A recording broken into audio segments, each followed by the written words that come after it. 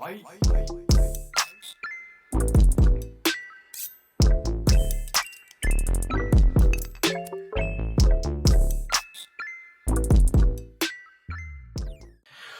back to the Two Pointers podcast. I'm Trevor Everett, and we're going to jump into a Sweet 16 preview.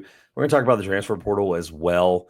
We've got a couple of questions for Stephen that just may come up, or things that I've already prepared that aren't related to these two topics. Well, these two topics are going to dominate today, of course. It's been a little while since Stephen on. He's super busy. This came up last minute. I appreciate his flexibility on just, me not realizing that the Sweet 16 starts tomorrow. I had my days completely messed up, and I was like, I don't know, 2.5 hours ago, was like, hey, so yeah, I would have sent this yesterday, but and so here we are. So I appreciate it, first of all. And second of all, introduce yourself to those who might be new around here. So for those of you who don't know me, my name is Stephen Bagell. You can find me on Twitter at @the_NBAGel. That's _NBAGel. That's NBAGELL. I'm host of the One and Done podcast. I'm host of the Bird Rights podcast. Trevor, it's bad when you have to hesitate to say what you're doing when you're doing so much content out there. Director of Brand and Operations at the Center Hub, a new basketball platform. If you guys haven't, heard of us yet, check it out at the-center-hub.com. There's going to be a whole bunch of content I'm going to be producing over basically up until the NBA draft. So yeah, be on the lookout for that. And Trevor, thank you for having me. Of course, yeah, it'll be linked in the description below. And again, appreciate your time with all the stuff going on. And I know you've had a great schedule with college basketball this year. Before we jump into all the fun stuff, how many games did you officially get to? Because it was starting to get up into I want to say it was just taking a guess here. I was following along, and I know it was high 30s at one point. It may have gotten into the low 40s, and yeah, that was the number I was pacing last year, and then this year I cut it in half. So, talk about some of the cool games this year, what the number was, and just anything you did along the way that's pretty cool. So the official number of games I was credentialed for this year was 39. Just missed 40. That's good. That's still good though. That's good. That does count though, like any tournaments. I did the Big East tournament in MSG. I counted each game as a separate game. So did I. That was the Charleston Classic really pumped those numbers up. Okay. I got there. I think I missed the first day or part of the first day. And so I got all of the consolation games, which that feels like cheating a little bit, but let's be honest, it was a college basketball game that we wrote about. So I don't know. I'd count it. Yeah, so I ended up doing 39 games. My last games were the Big East tournament. And yeah, I actually had the opportunity to see a lot of really good, if you went to the NBA draft, I had an awesome schedule. I got to see Princeton and Rutgers in Newark. So obviously that's Ace Bailey and Dylan Harper. I got to see Villanova and Maryland at the Prudential Center. Same thing, Derek Queen. I basically did almost every Villanova home game. Eric Dixon, I think, is a legitimate NBA prospect. The Legends Classic in Brooklyn, I saw JT Toppin, Darion Williams. Donnie Freeman's probably not a guy on Syracuse this year, but maybe next year. Trey Johnson, obviously, potential top 5 pick. So I'm actually working on an article right now, Trevor, where I'm breaking down every NBA draft prospect I saw live this year. Perfect. So, this is literally a great segue into that. It's a really, really good time I'm glad we talked about that then. But the issue is for that article, I'm clipping film of what I saw. So it's going to take me a little bit to get it out. But I'm hoping by the time I leave for the Portsmouth Invitational, that article is up on the site. That is my goal. Portsmouth 3 weeks from today. Yeah, and unfortunately, if it's the weekend that we texted about, I will be somewhere else. So unfortunately, that is now 2 years in a row, no Portsmouth for me. But I got to get back out there. It's too local. It's too neat not to. Even if I haven't done draft stuff in a little while, it's just one of those environments. I think people don't understand. If they've never been, obviously they don't understand. But I've never been in a place where A, there's that bad a signal. B, there's NBA. And by the way, NBA people need their phone and need signal to communicate with each other about what they're seeing. So it's kind of ironic. You're in the gym in the middle of nowhere. And then just you're watching in a 75-year-old, I believe 70 or 75, getting close to 75. I know it's 70 because I was there on the 69th anniversary. So, and Brent Barry, assistant GM of the Spurs, just walks in front of you on a high school floor. It's just, it's a weird environment, and it's all like grown adult senior. Like it's all the, especially right now, like 2 years ago, I got the end of those COVID guys, 5 year, 6 year, 7 year, 8 year. I think DeAndre Williams was there. I think he's been playing college basketball since I graduated high school. Like it's a weird place, but it's honestly super cool because like everybody's there to watch really weird basketball and talk to each other for 3 days. It's kind of really authentic, I think is what I would call it. And so. I will say I was at Summer League this year for the first time. I actually think Portsmouth might be a better like networking opportunity for people that are interested in working in basketball, more so than Summer League. Summer League, everyone is there, but that's the issue. Like it's so tough to get like one-on-one time with anybody who's anybody for an NBA team. When like Portsmouth, I went and sat next to Jameer Nelson and talked basketball with him for 10 minutes. And he's the GM of the Delaware Bluecoats. Like Portsmouth gives you those type of opportunities. So really for anybody interested, I definitely would recommend it. All right, last thing, because it'll sort of tie into I won't really, I guess, because there's no teams that have all been eliminated. I'm trying to find a way easily to land the plane into the Sweet 16. But I was going to cut you off at the beginning and be like, really quick, but then you got into some of the names in the article, and it actually went really well, and I'm glad we were able to get to that. I've never been to the Big East tournament. You hear John Fanta all the time talking about it. Like, he talks about it just as much as he talks about the NCAA tournament, if not more, throughout the year. Just like, all of this is leading to this, and the games are great. Like, I'm not discrediting it in any way. I'm really not. It's one of the most authentic, if not the most authentic conference tournament out there. But like, what's it really like? It's what's the word I'm looking for?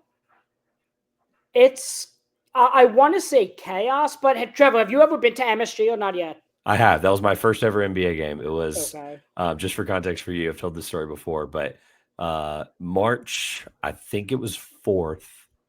Rockets Knicks 2020. That was when Harden was still a Rocket. To show you how long ago that really was. How many stops has he had since then?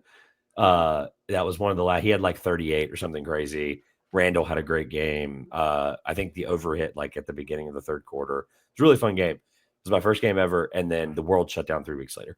It was like one of the last like weeks of organized basketball. So just for context, that was my first ever NBA game. Took me a little while to get out to one, but it was probably one of the coolest ones I've ever been to. So yes, I've been there for a decent environment. That Knicks team was a little weird in 2019.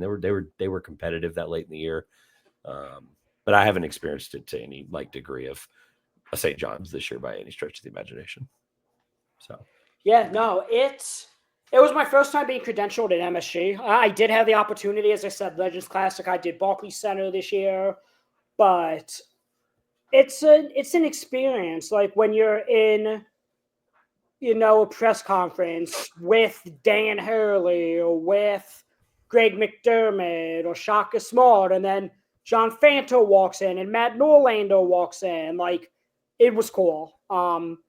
Definitely one of the cool experiences that I've had as a basketball journalist, if not the coolest.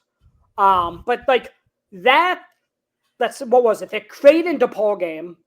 That was I only did the first 2 days of the Big East tournament. And the second day I had to catch a 12:14 a.m. train home that got me back to the station at 2 a.m.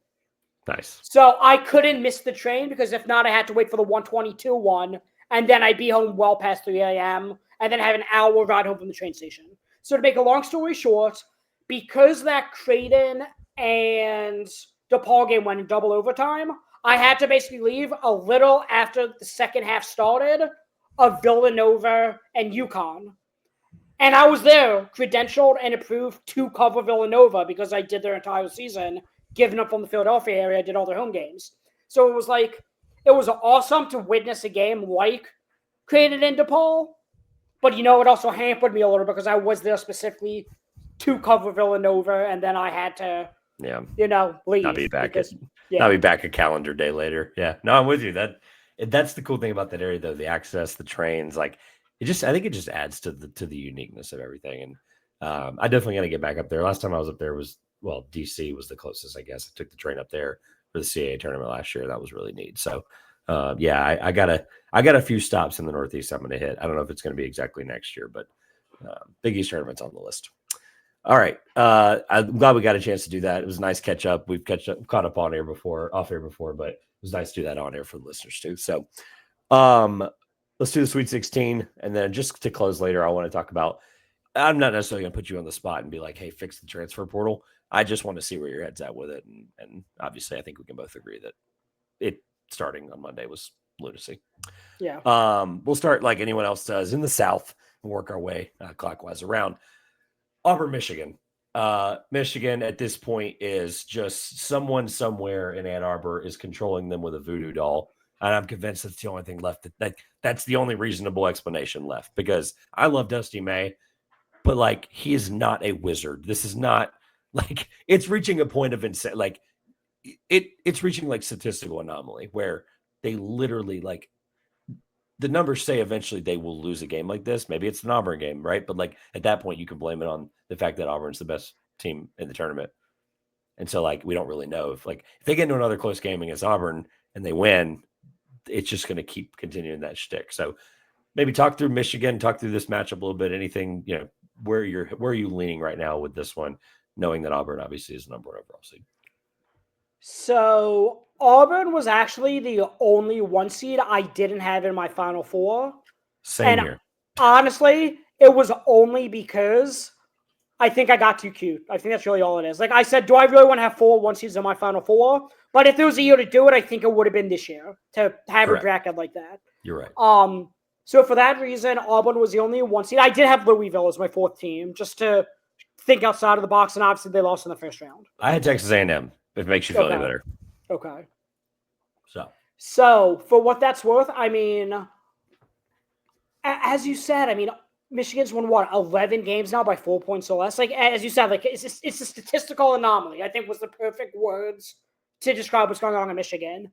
The one thing I will say is that Michigan can throw multiple guys, obviously, at Janai Broom with both Danny Wolf and Vlad Golden. So if Michigan, but at the same time, I feel like Auburn could then play a 2 big lineup like they have been a little bit with Dylan Caldwell and Janai Broom. So I really think it is going to come down to which 2 big men play better. That might sound like a cop-out answer, but I mean, if Wolf or Golden get in foul trouble early, then yeah, I don't think Michigan's going to stand much of a chance. But I'm going to take Auburn at this point just because, again, I think I got too cute before. I am going to stick with the 1 seeds, at least for now. I said on ECB on Monday, I said, of all these games, I sat down and I was like, Auburn basically wins every single like true just matchup that you could put on the table, except maybe the bigs, like because those 2 bigs have been incredible this year for Michigan, and so that kind of was like the only spot. But I don't think it's like Michigan wins in a runaway here, right? And so that was kind of even like Auburn wins in some form or fashion in every single category except maybe coaching. I think Gussie May just has coached his tail off this year. And yet I was still so unsure about the game. Like none of it made any sense. It was one of those things I'm like, I don't want to sit here and say like it's just easy to doubt the number 1 overall seed because of their path and they might have gotten screwed. They'd have had to play they would have had to play Louisville in Rupp, and you can go through all these things. Michigan, Texas A&M, a team that already beat them, like Ole Miss at the bottom, Michigan State. Like you can go all these reasons why they can or can't have gotten there, and yet here they are playing a team that literally finished the season in the final 12 or 15 games. I can't remember the stat now with a negative point differential. Mm-hmm. And yet here they are, Big Ten champs, and all of those things. I'm still unsure about it, even now, 24 hours out. So that was no real question, just more of a response to what you said, and just like what is. I guess I'd ask it this way. I don't want to spend forever on each matchup necessarily, but just this one's so intriguing because of the situation of Auburn's number 1 overall nature. What do they have to do? What do they have to control so well to get to win this game? What does Auburn have to do to win this game by? I mean, obviously 5, 10, whatever, throw any number you want on it. But like Auburn's got to do something really well and exploit something. Because I've always said this, once you make it to the Sweet 16, you can throw X, Y, and Z out the window. It's all about exploiting something that your opponent wasn't prepared for. So what does Auburn have to do to exploit Michigan to get this done? Which feels weird asking that backwards, by the way. I'm intentionally asking it the other way around. So what does Auburn need to do to win this? They're going to have to do something. Like, I call it exploiting it. Like, whatever you want to call it. Auburn's going to have to do something to control this game and win the game. So is it a cop-out answer to say, just play? I don't want to say simple, but like, I think what makes this Auburn team so good is that they just make great decisions. They don't turn the ball over. Like, there's nothing Auburn does. Like, if you look at the KenPom page, well, yes, they're the number 3 offense and number 12 defense, but like in the individual categories, they don't stick out almost anywhere. You could say, sure, their 3-point percentage defense is 29.6, which is 7th in the nation. But like, the one thing I will say is that they are 5th in turnover percentage on offense. They do not turn it over.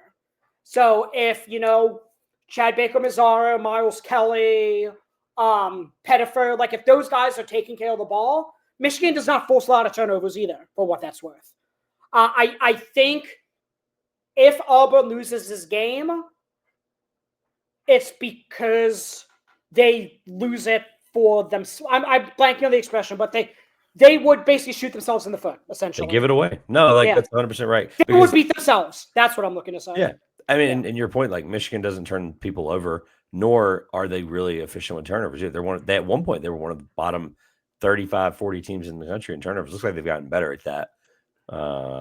Just kidding. They're still 324. So that disparity is quite, I think that's the most eye-opening part, but it's been the thing I point to for every Michigan game on this stretch in the last 15 games. And yet it's literally not mattered. Yeah. It will eventually matter. And, I don't know, against the number 1 overall seed, yeah, it's probably going to matter. Like that, they're going to have to either shoot lights out, and just for the flip side of it, they're going to have to shoot lights out, or Golden and Golden and Wolf are going to just have to just absolutely tear Broom and Cardwell apart. And I'm just not sure that's going to happen, because I think those two guys are really good together as well. So I would assume it's going to be a Trey Donaldson game, but I mean, Auburn's too deep at guard. It literally feels like there's no way Michigan can win this game. And yet KenPom only has them winning by what? Like, I just had it up. They only have them winning by 8. Yeah. Like, that still feels like a lot. So I'm ultimately going to go Auburn as well. I'm sticking to what I had in the original bracket. I mean, I'm just going to kind of go with what's there now. And if I didn't have it, then I'll just answer the question. But I have Auburn. It sounds like you do as well. Yep. Ole Miss, Michigan State. Obviously, Sparty. Sparty is what Sparty is.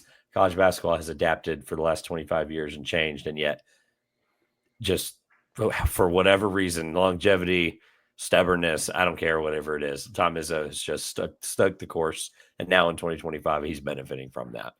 On the other side, Ole Miss, a lot of people, were you one of the folks like everyone else that had North Carolina beating Ole Miss in the first round?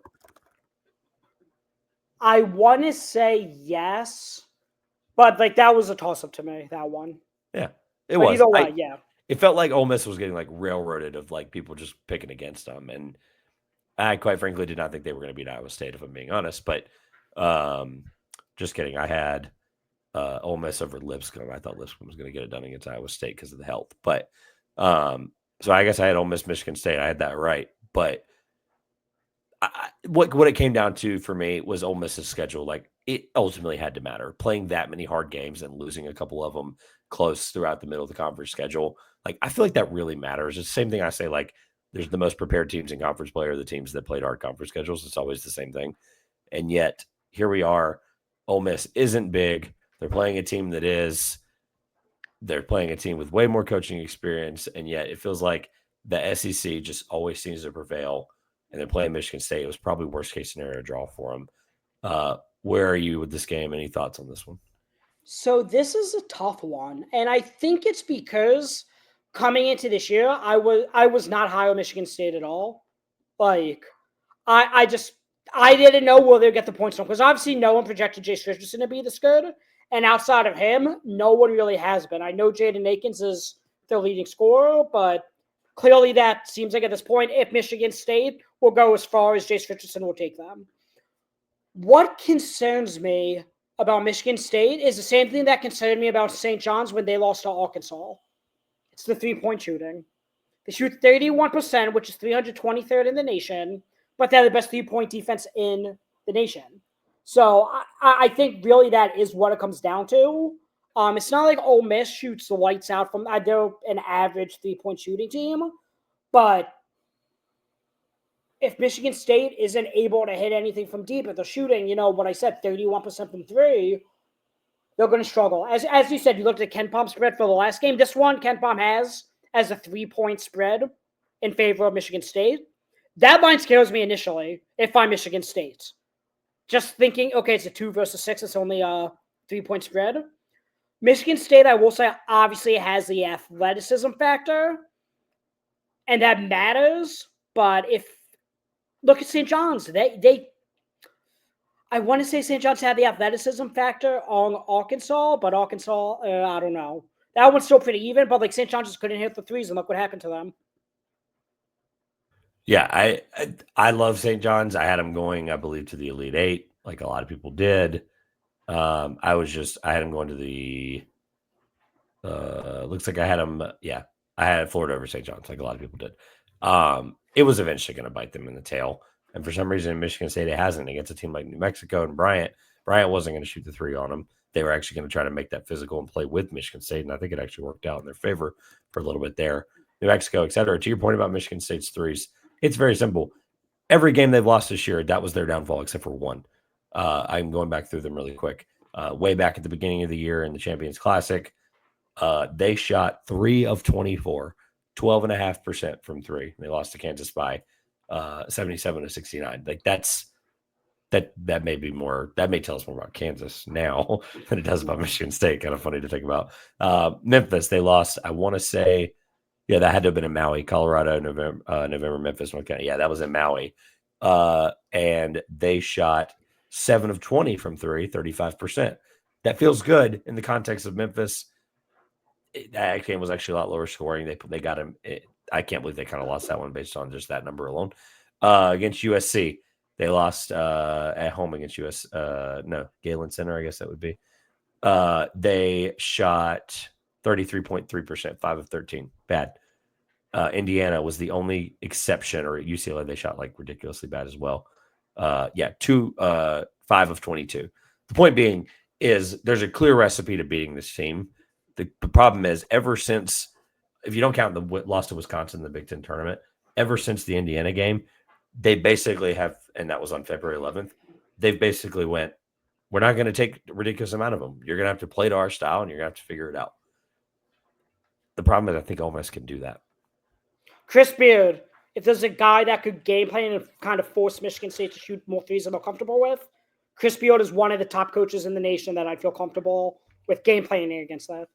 Because they can make the threes too. That's the old advantage for Ole Miss is they're going to be confident saying, well, if we make 12 of them and you make 6 of them, we're automatically going to feel pretty good about our chances. The problem is they just don't have anybody in the front court. Like I like Malik Dia. Don't get me wrong, I believe is his name. But they just don't have any size. Yeah, he's it. Like Mikael Brown-Jones, guy I watched it at UNCG. I like him. I think he's a pretty big body, but at just 6'8", you're not gonna have anybody defending the rim. And Izzo, is gonna want to play those guys in the front, in the paint attack. Even with Carr, I know he's small, but like he's gonna have a double probably. Like he's probably gonna feast, and they're gonna have to figure out a way to figure that out.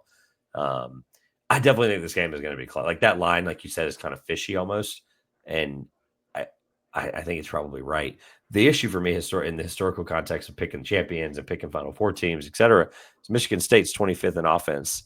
And, every single champion, I don't have it in front of me, 19 of the last 22 champions, I believe, top 20 KenPom offense, top 40 KenPom defense. Yeah. And Michigan State's 25. So I'm eventually going to pick against them. I'm not sure it's now. And again, my original prediction was them going to the Elite Eight. So I'll stick to that. But sounds like I'm still unsure, but probably lean Sparty. That's my guess. I'll go Ole Miss here. It's fair. What do you have in the bracket? I'm just curious. What do you have in your original bracket if you have one? Yeah, let me see. You don't have to pull it up. It's fine. I'm just looking at people's context versus now versus then. I think it's cool. I think I had Iowa State, and that was one I did not feel comfortable with, as you said, due to the injuries. But just the South region is very weak. Oh no, you know who I had? I had Marquette. Because I told you I had Louisville in the Final Four. I had Louisville beating Marquette in the Elite Eight to get to the Final Four. That's what it was. Both of them lost in round one. It happens. It's the beauty of March. Yep. I'm gonna stick to Sparty. I think it'll be Sparty, and I think it'll be Auburn, and I think that'll be the game we all want, and I think that'll be the game we get. Let's go to the South. Duke team I'm very, very familiar with, of course, being around these parts, and then Arizona. It's cinema that we get Caleb Love again. Yeah. Like it's just awesome, and like he very well could shoot three of I don't know 19 from three or 3 of 19 from the field or whatever, and this completely changes everything I'm talking about. But the weird thing about that Arizona Duke matchup that I think people are going to look back on, a lot of folks that maybe don't follow it as closely, or because ultimately, like I've made this point all year, the people that watch this and listen to this now are the people that turn this on in March. Like it's the people like that's where you generally see an audience spike. That's where you see this. That's where you see that with numbers.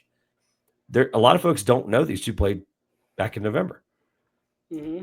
And so the point I like to make about this game that I think is really interesting is, and I'm curious your thoughts on it, is that was when Arizona was still trying to figure out an identity. Arizona didn't have an identity back then, and it was still a really close game because it was at McHale. And so Arizona knows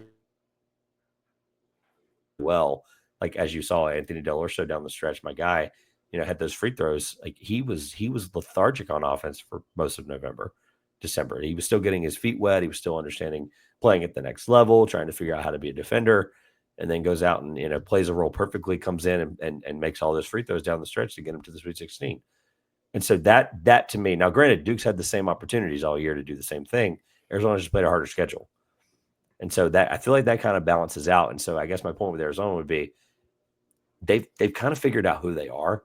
They didn't know that now in the previous matchup. And I think that really makes this game interesting. Yeah. I mean, again, look at Kent's prompt spread. It's an 8-point projected Duke win. That one scares me. The line itself doesn't scare me because I would have guessed probably about 7 or 8.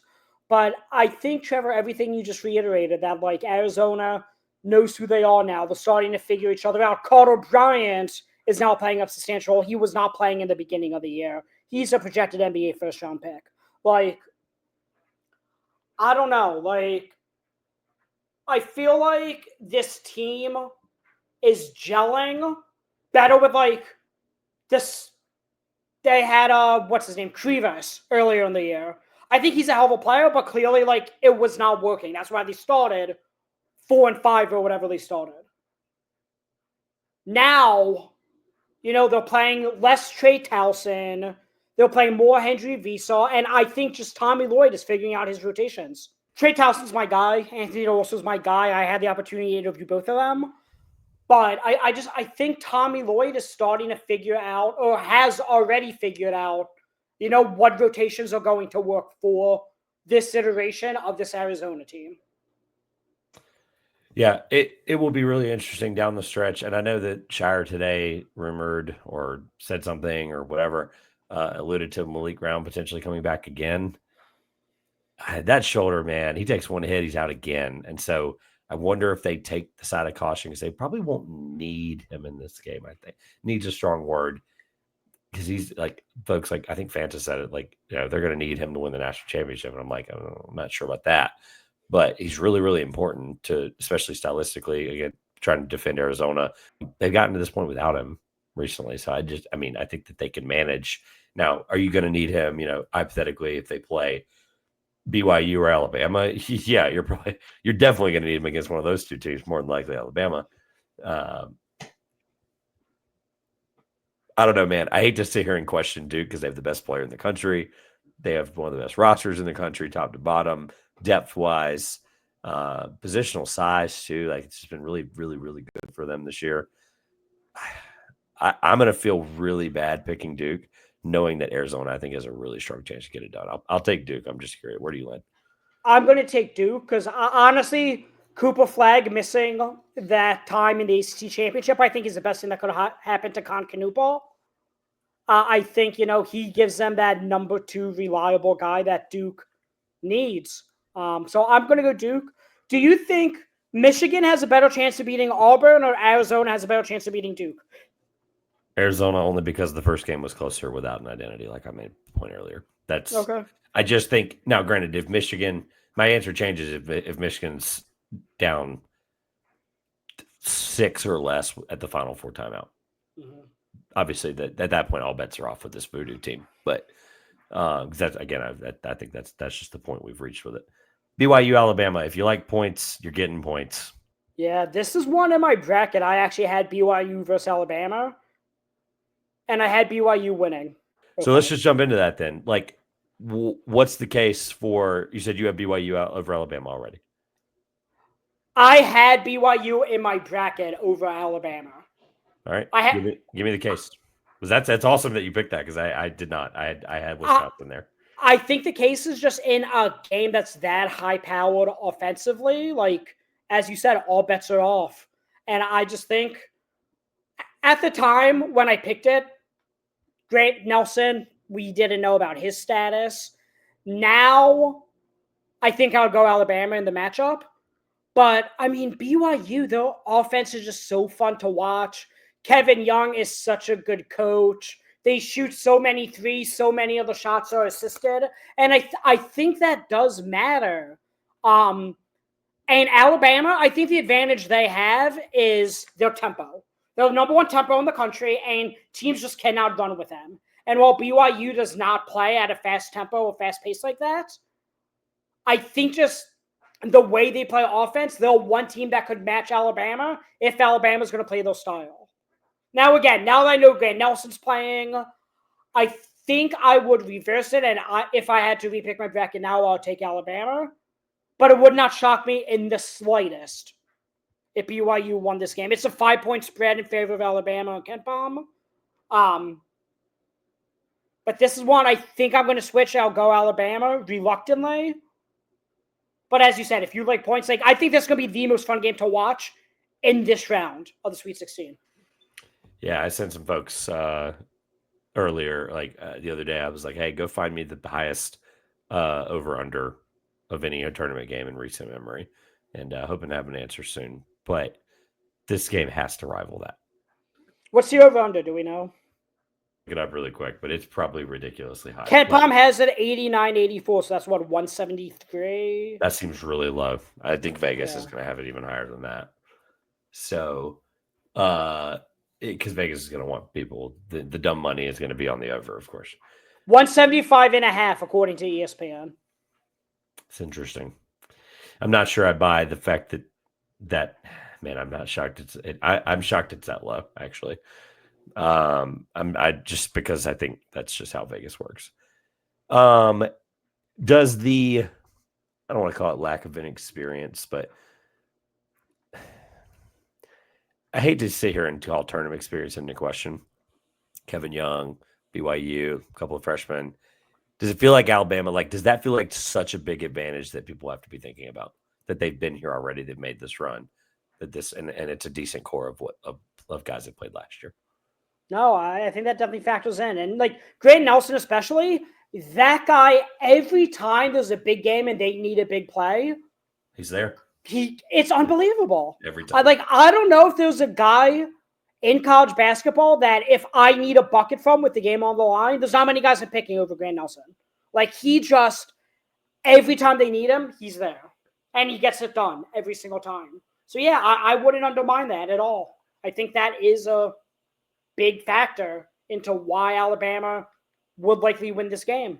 And the last thing I'll note, Trevor, is Alabama has 5 guys averaging double digits, which I think that does matter in terms of like BYU, if they want to win, they need Richie Saunders to like score 20 plus points, if not more.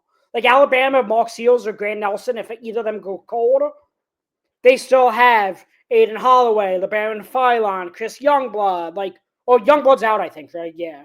But like they have other guys, Darion Reed. I know he doesn't score a lot, but he could get hot. Clifford Omoyori. Like Alabama just has so much firepower that I don't think BYU will able to match up with, like in a given night, unless Saunders is going to have one of those nights where he just is unconscious when he's shooting. which the way he's played lately, yeah, that's not within the realm of possibility. People have pointed to BYU's defense and some of the, like, I know it's not about numbers, but they're the worst defense left in the entire tournament. And just easy pick for me. I fade teams once we get this late. I fade the worst defensive teams. You can point to Miami recently as like the Final Four team. I would push back and say it's the exception. But yeah, I'd like to fade teams this late that are bad defensively. And Alabama's actually been a lot better this year. So at least in recent memory. So I'm going to go with. Did you ultimately flip to Alabama? Yeah, flip to Alabama. All right, I'm writing your picks down so we can. So when we get to the final, we'll hit the Final Four when we're done as well. So, all right, we'll go down to Houston, Purdue. Congratulations, Houston! You beat a 16 seed. You beat Gonzaga, which is probably one of the most unfavorable 1-8 draws anybody's ever had ever. And then your reward is to play Purdue in Indianapolis. Sick. Congrats to Houston for being a 1 seed and getting royally screwed along the way. So I say that because I like Houston. I like Kelvin Sampson. I root for him. But man, that's a tough draw. Like getting Purdue and Indy, like that's just poor planning. It just is. I don't think Houston cares. The Cougars is one of the best Cougars teams of Kelvin Sampson's tenure. One of their worst offenses, which is crazy. Or best. I'd have to look at it again. I've made the point 1,000 times at this point. But the point being is no Jamal Shed, and they feel like they've gotten better. It's just a wild thing to say about a Kelvin Sampson team that plays exactly to a T the way they do, but then their offense is also really good as well. So, any Cougars thoughts as well? No, I agree that obviously it is a tough draw having to play Purdue and Indy. But this is another game where I just think it's going to come down to 3-point shooting. Both teams play at a very slow pace. So that means there's going to be less possessions in the game. So when there's less possessions in the game, the shots that count for 3 points instead of 2 points start to matter a lot more. So with that said, Houston, they're number one in the nation, shooting 39.8% from three. But they're 296 in 3-point attempts for every field goal attempt. So, like, they don't shoot a lot of them. Purdue gives up a crap ton of threes. 43% of their opponent's field goal attempts are threes. So, I do think Houston is going to get their shots off more frequently than they typically do in such a slow-paced game. And I think that is going to be the difference. I actually had Purdue losing a high point. I just thought, okay, they can't defend. And High Point is a very good mid-major. But Purdue, like Brandon Smith, Trey Kaufman-Renn, they are probably the two best guys in this game as well, potentially. No shade at LJ Cryer. But, like, that does matter as well. Having home field advantage matters. So, like, it wouldn't shock me. Like, I know that's kind of my half-hearted way of hedging my bets and not being wrong either way. I'm still going to go Houston because I did have them in the national championship when I picked my bracket. But yeah, I'm not going to keep sleeping on this. For what it's worth, I have every single Big Ten team losing, I think, Trevor. I have Michigan, Michigan State, and whoever we're talking about right now, Purdue losing, for what that's worth. But I faded the Big Ten coming into the bracket, and I might have been wrong for that. So, yeah, I think the matchups are going to fall in against them and against their favor there. So, yeah, the Houston Purdue thing. I had someone argue the other day that Painter needs to throw a zone at Houston and make them shoot threes. And I'm like, I don't know about that. I feel like that Houston would exploit it. Maybe Houston falls into a trap and then they don't shoot it, but like they're forced to shoot more of them. And that's kind of the argument is they don't shoot a lot of them. But are we really going to take a chance on the number one statistical shooting team in the country? Like that seems far-fetched. I think their defense is suffocating. I think that they will be able to neutralize Smith, Lawyer, really anybody, JKR. They're better defensively matched against any of those offensive players. I think, honestly, Purdue struggles to score in this game pretty consistently. So I wouldn't be surprised if Houston won by 10, 15, like just because of how suffocated Purdue is going to feel. But I think Painter's really excellent. I think, especially with the press conferences recently, just him showing that side of him. We know he's going to be game planning this. We know the schematics to it are going to be really good. Guys got to go out and execute. I like Braden Smith, but I don't know. I said the other day, Houston has arguably a top 5 defender at their position in LJ Cryer for his size. And then I think they arguably have, statistically, they have the second or third best defender according to Evan Mia and Francis. So I don't know. That's two really big advantages to throw at TKR and throw at Braden Smith and then let the rest of the guys beat you. Purdue really has no chance if that executes perfectly. So, yeah, I'm going to go with Houston. I've also been a Cougar fan for the better part of 5 years, and so I'm not backing down against them now. I think this is finally the chance. I also have them in the national championship game as well. So, and we'll get to that later. Kentucky, Tennessee, round 3. Tennessee is 0-2 in this game, and as you've heard a million times in your life, I'm sure, just like I have, it's really hard to beat a team 3 times. Does that stand? Does Kentucky win 3 times? I don't think they do, but I wouldn't say they're going to lose just because they already beat them twice. Like, I don't think because it's the trilogy matchup, I don't think that's why Kentucky loses this time around. Yeah. I will say I do think Tennessee's a better team, and it is tough to beat a team that's better than you 3 times. Obviously, that's a fact, but it's a fact that it's tough to beat the team that's better than you 3 times. But I think the fact that Jackson Robinson's out, I think the fact that who's the other guy in Kentucky out? I know someone else is. Robinson's the only one I know for a fact. Butler, I know is Kirk Creaser. Kirk Creaser's out. Yeah, Kirk's been out all year. Yeah. So with those 2 guys out, I think they both did play in the first 2 Tennessee games.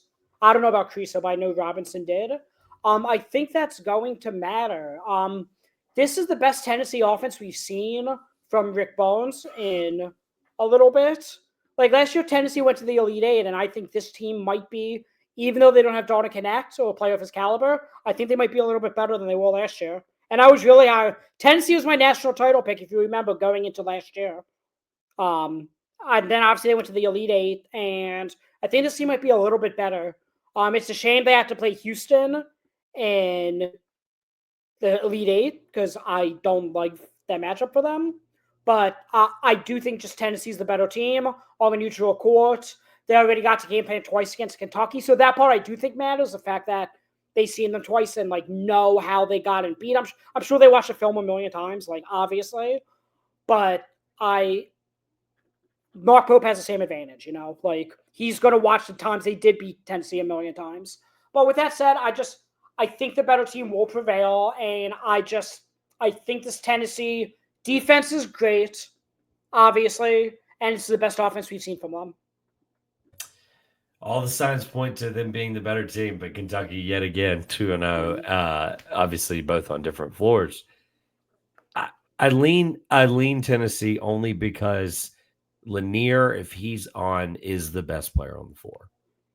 That may seem really disrespectful to Lamont Butler, but a lot of that Kentucky, what makes them so special is it's a really good team. It's a really good unit. I think there's some exploitable things there. I think you can attack the rim a little bit on them. I think if you can get them off their spot, I think you have an advantage. The problem is I don't think Tennessee does either of those things decently well. So kind of negates everything I just said. I reluctantly, this is the pick I had the least confidence in out of all of them. I reluctantly went Tennessee over Kentucky in my original bracket and as well as now. I have Houston playing Tennessee like most of America does. Let's hit the last region and we'll do some transportable stuff on the way out. Florida, Maryland. Maryland finally had a buzzer beater go their way. That's why they're here. Albeit travel, not travel, don't care. Awesome moment. We honestly kind of needed it, if I'm being honest. Florida, been a very trendy upset pick, or national championship pick, excuse me. I don't want to know yours just yet. I do want to know eventually where you landed on them because a lot of people have them. I believe they're 25% of brackets picked for national champion right now. What does Maryland need to do? Because Florida's deep. Florida's got probably the best guard trio out of this game. What is? I ask it similar to how the Auburn Michigan thing is out. I think they feel very similar. I think those games do, Florida and Maryland, and then Auburn Michigan. Not that it's a Big Ten team playing an SEC team where they're the least favorable of the matchup. That's not the point. But just stylistically, I think this is very similar. So what does Maryland have to do to win this game? Because obviously they have a really good 5, but there's going to be something. Like I'm just not sure there's one thing they're going to be able to exploit. The best answer I could probably give is problem. Maryland's defense is like borderline elite. I wouldn't say elite because I think very few defenses in the nation are elite. But like in Kent Palm, for example, the sixth in defensive adjusted defensive efficiency, like that matters. Florida, outside of Alabama, has the best offense in the country. Like they just have so much offensive firepower with Walter Clayton and Will Richard and Elijah Martin, that trio you just alluded to.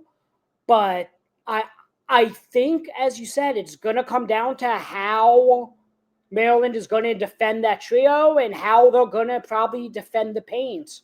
Like if Florida's guards are getting downhill, getting to the mid-range, Florida's going to score easily at will. If Maryland is able to have Juju Reese or Derek Queen defend the paint, make it difficult for those guys to get their shots,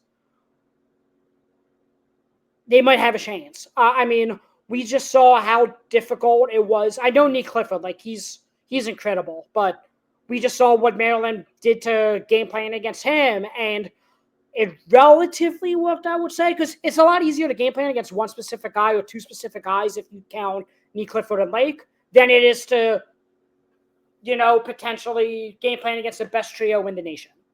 So I know I've been saying for a lot of these games it's going to come down to 3-point shooting. For Maryland, I think it's going to come down to how they just defend and make life difficult on those three Florida guards. I think you're right. The hesitation I have, though, is UConn did that perfectly and Florida escaped. But they escaped. They almost didn't escape. Do we really think Maryland's going to execute a game plan like that better than Dan Hurley is? No.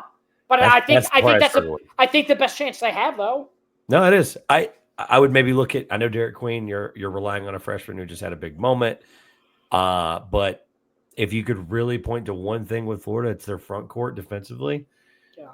So maybe Derek Queen maybe it's a legacy game. I mean, maybe it's a solidifies himself as the third overall pick type of game. Like maybe it's that kind of thing. But that's asking a lot. I mean, Rice is a good guy to look at here as well. That if he gets going from three, that really changes the pace of this game. But Clayton's just been too good. Martin's been in this spot before and been further too.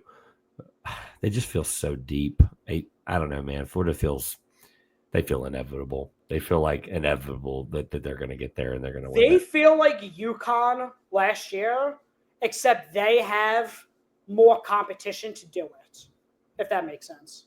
Like last year's UConn team, sure. No one doubt. Like they were the heavy favorites because no one really like they had such an easy path because there was no clear cut. Purdue might have been the number 2 team, and that's what they ended up playing in the national championship. Yep. I like Tennessee, like I said, they made it to the Elite Eight, but there wasn't any clear cut like how those Duke, Houston, Auburn, and Florida this year. Like those are by far the 4 best teams, and they're all going to get into each other's way at some point. It seems like.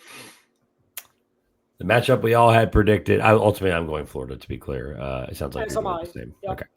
The matchup we all predicted: Texas Tech, Arkansas, because logic. Calipari obviously has had an incredible run. Texas Tech is getting healthy, it seems, sort of, but they've also won without those guys. Tech is a very trendy pick pre this game and also just up until this point in general in this game. I don't want to be dismissive of Arkansas. I really don't, because they basically from that Kentucky upset at Rupp, that they've been a completely different team from that point on. That changed their whole season. So anything's possible with them and Cal in a big moment. Like call them what you want, but the guy can coach in a big moment. It just is what it is. That being said, I think Tech severely outmatches them in a lot of areas. Where do you lean on this one right now? I'm going to go Tech. I had Tech over St. John's in my bracket for what it's worth. So I had Tech. I had Missouri. I had Missouri over Tech. I had St. John's over Missouri. So I actually said going into March Madness, if there was a team that isn't a 1, because I said the 4 1 seeds most likely will be the 4 teams in the Final Four. I think the 5th best team in the country right now is Texas Tech, outside of those 4. In terms of like the ability to get to a national championship. Tech defends, they rebound, They're very smart in how they play. They don't turn it over. They shoot well. They pass well. They just don't have any weaknesses. Like, this Tech team is built like a team that can win the national championship. Arkansas just have the size advantage. Obviously, they have Jonas Adu. They have Big Z. But, like, I think Tech's depth small ball lineup with JT Toppin at the 5, Darian Williams at the 4. Obviously, hopefully, Chance McMillan plays. Christian Anderson's been awesome. Elijah Hawkins, obviously. I don't think it matters. I just think Tech is overwhelmingly so much better at every. And like, I agree with you, Trevor. Arkansas is a completely different team since they won a drum. But I really think this Texas Tech team has the components of a national championship team. And it's a damn shame that if they win this, they'll have to go against Florida most likely. Because as we said, Florida like might be the team of destiny this year. But I think if Tech was in any other region that wasn't against Florida, like I'd be taking Tech over Auburn right now in an Elite Eight matchup. I think they actually would favor better in that one than against Florida. I do. Without going deep into a hypothetical, that's not going to happen. I'm not a bracketologist, but losing to St. Joe's on a neutral floor, losing to UCF at home, that's going to hurt your resume. That's for sure. Losing to TCU, this team's not a 3 seed. They're just not. Like, they're better than that. And so I don't want to be dismissive of Arkansas. They'll be the more athletic team. I think that'll actually really be an important advantage for them late in the game. Problem is, I don't think late in the game is going to matter. Texas Tech has been really impressive. All year, they were kind of my like team I'm probably going to be wrong about, just from a day-to-day, week-to-week team that I probably undervalued most of the year. Mississippi State was my team I could not predict correctly every week. Just week to week, every game we had on ECB or any kind of show I've ever done, like they were the team I couldn't get right on a pick. I also didn't pick them against. I also didn't get the pick right against Baylor, so the trend continues. Tech was the team I just every time I'd look at KenPom, I'm like, they're still in that top 10.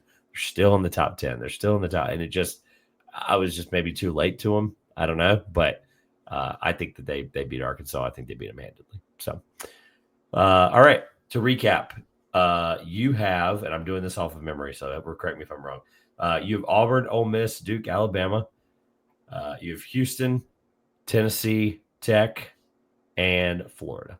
Yep. Who makes the Final Four and who wins the national championship? You can change it. You can do what you had originally. Just whatever you feel right now, whatever you feel like going with. So I will go Auburn. I'm going to go with the 1 seeds. Again, I think the only team that has a legitimate shot of knocking off one of the 1 seeds is Texas Tech, as I maintain. Maybe Tennessee matches up fairly well with Houston if they even get to that point. But at this point, I think I'm just going to go with the 4 1 seeds. Okay. Coming into the bracket, I had Texas, or kind of coming out of Thursday there, I had Texas A&M, Florida, Houston, and Duke. So I had 3 of the 4. I'm not changing that now. Obviously, I have to pick a different one in A&M's region, and I will go Auburn this time. So I probably should have had all 4 ones. Shocker. The one I'm going to be sneakily keeping an eye on is going to be Tennessee. But again, 2 seed. No one's really shocked by that. All right, really quick. I know in the second time here, the Sweet 16 was obviously most important. But do you have – I don't really want to put you on the spot, but do you have a fix for the transfer portal? Or is it as simple as, for those who don't know, it started on Monday, the day after the Sweet 16 was enshrined. Last year it was after, I believe, Selection Sunday, and they pushed it back a week. Great, cool, love it, doesn't fix the problem. So is it as simple for you as it just needs to be the day after the national championship game? In terms of when the portal starts? Yeah, and just in I assume I'm making a big assumption here, but I assume that you think it's ludicrous that it's right now as well. Yeah, that was the thing when you told me we're going to be talking about what can be fixed in the transfer portal. I don't have an issue with how the portal is, but I do have an issue with when it is. So I'm glad this is... Yeah, that's the main problem I have with it. Because what's going to start happening is teams that are in the Sweet 16 are either going to have players hold out because they know they're going to transfer, and it's going to mess with the Sweet 16 run, or you're going to have a bunch of tampering, guys behind closed doors, agents saying, oh, yeah, well, this guy's playing in the Final Four right now, but, he thinks he could help you guys get to the Final Four next year if you pay him more. And then, that's when it gets sticky, when there's all that backdoor dealing and everything else, because guys don't want to fall behind the 8 ball. They see, today, Owen Freeman commit to Creighton. What if there's a big man out there right now that says, oh, I wish I was able to play Creighton, but I can't even declare for the portal yet because X, Y, and Z, because I'm still playing in the Sweet 16. I think that's the biggest issue with it, that all of a sudden we're going to start seeing, for lack of a better term, tampering in the portal primarily early, I suppose, in the Sweet 16 realm. Yeah, someone said it to me the other day, and they said it best. You're not gonna stop tampering. You're only just moving when it's exemplified. Which, sure. The argument I made, folks are, there's not many people that think it should be that it should. Yeah, somebody brought up, okay, just during the Final Four. I've been to the Final Four. It's a nightmare to plan and do things. Imagine coaches there for all those responsibilities, because a lot of people don't know. Most Division I head coaches, so 364 of them, are in wherever it is, Houston, San Antonio this year, and they're doing a lot. Their press conferences, media, talking. It's assistant feeding at that time too. That's where kind of you're trying to get your assistants or whatever. And so if the portal's later, it gives you time to build the rest of your staff out or whatever. People thinking that it should be during the Final Four, they're already doing all that while they're there. So I don't have a fix for it. I just was curious if you had the same idea of just of what it is. And I'm with you. I have no problem with it. I think the idea of what guys can and can't be paid, the contract thing that people are arguing and bringing up, I have no issue with any of that. I would love to see, I would love to see a world where you don't have a guy transfer more than 3 times. 3 seems like a lot. I love the idea people bring up all the time of oh, let's just go back to the old way. I'm like, cool, great fix. Let's go back to the thing that we changed ultimately to fix, right? That's not a great strategy. But if it's a, hey, one-time free transfer, but also you still get exceptions like grad, which would ultimately open up the door for a third, which is why I brought it up, or coaching change, hardship, medical, you can still give all the same exceptions. It's just, if it's strictly just because, okay, I'm okay with the free market, because ultimately that's kind of what it is. And we don't restrict NBA free agency other than the length of the contract and how much money teams can spend. I know that's something you're really big on is all the free agency stuff and all the NBA business stuff. But I don't want to ever feel like I'm not pro player in these arguments. I want to make people abundantly know that you're not going to stop tampering. You just need to make it more efficient. And somebody was like, I had a conversation the other day, oh, it's an optics thing. Yeah, I care about the optics of college basketball. I care about how college basketball is viewed. I care about how the sport operates, and ultimately having the transfer portal after the Sweet 16. You mentioned guys might be sitting out, whatever. I'm trying to find it. I can't find the guy's name now. I'm just searching through Twitter. I remember it happened. Michigan has a guy right now that's already redshirted. That's already said he's not. Justin Pippen. Yep. Transferring while your team is in the Sweet 16 is lunacy to me. But like you said, Justin Pippen's probably going to get opportunity. He's represented by Clutch, Scottie Pippen's son, 4-star. Somebody's going to pay him a lot of money. He averaged 2.5 points a game this year. If I had to pull it up quick enough, I could probably do that. He averaged less than 3 points a game this year. It's lunacy to think that kind of guy is demanding an open market plea right now. And I think some of the issues, obviously I covered Villanova all year, but look at them. They're holding out for their guy. They allegedly want Kevin Willard as their head coach. So while they're waiting for him to play in the Sweet 16 or the Elite 8 or the Final Four, their entire starting 5 graduated, and they can't participate in the portal really because they don't know who the hell their head coach is. Yeah, that's a whole other thing. It's part of the reason I brought up the Final Four and the assistants thing. I don't necessarily want to put you on the spot about the coaching part of it, but there shouldn't be any restrictions in coaches because there's a buyout and the school gets all the money out of it anyway. It ultimately is good for the economy of college basketball with coaches moving. However, Was this the most we've ever had 1-year head coaches move in the same offseason? Like it's last year was, I think, the most. It was like 67. I think we have 42 coaching changes already this year. Oh, Like, I mean like guys on 1 year, like 1 year at the previous school. Yeah. This has to be a record high. Like Ross Hodge is there 2 years. Okay, that doesn't count him. But even just with DeVries McCollum, like it feels like a lot. Like, I don't know. Any thoughts on any of the coaching stuff before we get out of here? I mean, any ones you were surprised by, you liked, guys you covered, guys you're friends with? I mean, you've interviewed a lot of coaches. So. Yeah, I honestly really like almost every hire this cycle. Like, that sounds like lunacy to say. I love Ben McCollum. Yeah, I love Ben McCollum to Iowa. I love DeVries to Indiana. I love Sean Miller to Texas. Pitino was a guy that I was hoping Villanova would get. I was wondering where you're going with that. If obviously they strike out on Willard. At this point, if Villanova doesn't get Willard, I don't know what they do. Because Chris Collins, I know, signed whatever extension to stay at Northwestern. So, like, it'll be very interesting to see where they go. Penn, obviously, got an alumni and a good coach in Fran McCaffrey, and that's another team I cover closely. So, I don't know. I'm really Phil Martelli Jr. to VCU.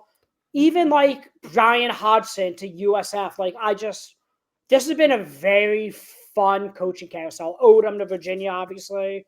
But it's all guys that I like at their previous spots, and until we see what happens, you can't immediately hate them at their new spot if they haven't done anything yet. No. It's kind of a simple formula, right? Yeah, I was wondering how detailed you were going to go with the Pitino thing, because Pitino to Xavier, people were calling it kind of a cop out after Mac and all that stuff, and I don't know. I think that's who they wanted all along. I think Pitino they had to eventually get to a point where he wanted it. And I think that happened. I think the money spoke for itself. And I think he used VCU kind of as like a leveraging bargaining chip a little bit. Because, like, is VCU really that much better of a job than New Mexico? Maybe it is, with those amount of West schools leaving for the Pac-12 next year. Yeah. But I don't know the school's NIL situations. But, like, it was never going to be VCU for Pitino. He kind of used that, in my opinion, as leverage. It's a good point. Yeah, I saw a tweet. At this point, we're just talking about Twitter, but I saw a tweet that was really funny. I wish I could give the original poster credit. I apologize. They were like, at this point, if they strike out on Willard because he makes the Final Four or whatever, Maryland extends him for 5 years. They're gonna have to hire Fran Duffy again just to complete the love triangle, whatever the 5-sided thing is, but. It's an exciting thing because he's been around the panel so much, but he's a legend, man. It'd be really, really funny if he coached Villanova for like a gap year to get him for the next cycle. It's kind of funny. And like now, George Mason just signed Tony Skinn to an extension that'll keep him there. That's a guy I like a lot as well. Where does Maryland now go if Willard does leave? Like, there's no obvious candidate now that fills both Villanova and Maryland. So, like, does Villanova pivot to McCronin or Porter Moser? Those are names that were out there. I'm very fascinated to see where it goes. Yeah, I'm excited. My neck of woods, we got a couple of coaching changes as well. Will Wade, John. I'm going to say John A for now until I get to meet the guy and get his last name right here at Campbell. Excited to see what he's going to build here. But yeah, a lot of fun in both of our areas with some coaching carousel stuff. So as people say, it's going to keep on spinning. It's been really fun. I didn't really know what to expect with Sweet 16 coaching stuff. We had some technical difficulties. People will be able to tell halfway through when stuff kind of flips around and we get things figured out. But first of all, appreciate your time today. Before we get out of here, plug anything. You talked about some articles at the top. Talk about anything you got working on. College basketball is about to wind down. I know you do NBA stuff as well. So just on the way out, talk about stuff you're going to be doing the next couple of months. Yeah, as I said, you guys can follow me on Twitter at _NBAGel. That's NBAGELL. Go follow my work at the Center Hub, the-center-hub.com, where, as I said, I'm working on 2 pieces right now. The first one is, as I said, these are the NBA draft prospects I saw during my time as credentialed media, 39 different games. So that kind of intertwines my NBA draft stuff with my college basketball stuff. And then I'm going to be writing an article as NBA free agency gets closer about the 10 most intriguing contracts you should expect to see this free agency. That should be a super fun one. Go listen to the One and Done podcast if you like college basketball. Go listen to the Bird Rights podcast if you like the NBA. And I want to do something Portsmouth related before I go out there. That's TBD. But be on the lookout for that. Again, if you follow me on Twitter, you'll see all that coverage that I'm doing. And Trevor, again, I appreciate you taking the time for having me on. Thanks for dealing with the extra time it took and the technical difficulties. Everything for Stephen will be linked in the description below. The Center Hub, all the podcasts, all the articles, anything we can get for him, it'll be there as well. Don't forget, if you're going to be going to any of these Sweet 16 games, you're going to be going to NBA games, sporting events, concerts throughout the summer, don't forget you can use code 2pointers, SeatGeek, link in the top of the description, SeatGeek.com. 2-pointers, we greatly appreciate their support on this show, and obviously using that code will help support me as well. So on the way out there, on behalf of Steven, Center Hub, all those guys, this has been the 2-Pointers Podcast. I'm Trevor Everett, and enjoy the rest of the tournament.